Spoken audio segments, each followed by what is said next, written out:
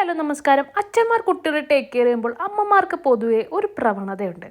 അമ്മമാർക്കൊരു തോന്നലാണ് അച്ഛൻ ചെയ്യുന്നത് ശരിയല്ല. ഉദാഹരണം, അവർ ശരിയായി ഭക്ഷണം കഴിക്കുന്നില്ല, ഇങ്ങനെ ചെയ്യല്ലേ, ഇങ്ങനെ ചെയ്താൽ അവർ കരയും, ഇങ്ങനെയല്ല കുട്ടികളുടെ കൂടെ കളിക്കേണ്ടത്, ഇങ്ങനെയല്ല പഠിപ്പിക്കേണ്ടത്, അങ്ങനെ അമ്മമാർ ഇങ്ങനെ ഇൻ്റർഫിയർ ചെയ്യുമ്പോൾ അല്ലെങ്കിൽ ഇടപെടുമ്പോൾ ഈ കാര്യങ്ങൾ സംഭവിക്കും. ഒന്ന്, അച്ഛന്മാർക്ക് ആത്മവിശ്വാസം നഷ്ടപ്പെടും, അവർക്കൊരു മടുപ്പാവും, അവർ പിന്നെ പിൻവലിയാൻ തുടങ്ങും. കുട്ടികളുടെ മനസ്സിൽ അച്ഛനുള്ള വില പോവും, അച്ഛൻ ചെയ്യുന്നത് ശരിയല്ല എന്ന തോന്നലുണ്ടാകും. റെസ്പെക്റ്റ് കുറയും, അച്ഛനും കുട്ടിയും തമ്മിലുള്ള അടുപ്പം ശരിയായി നടക്കില്ല.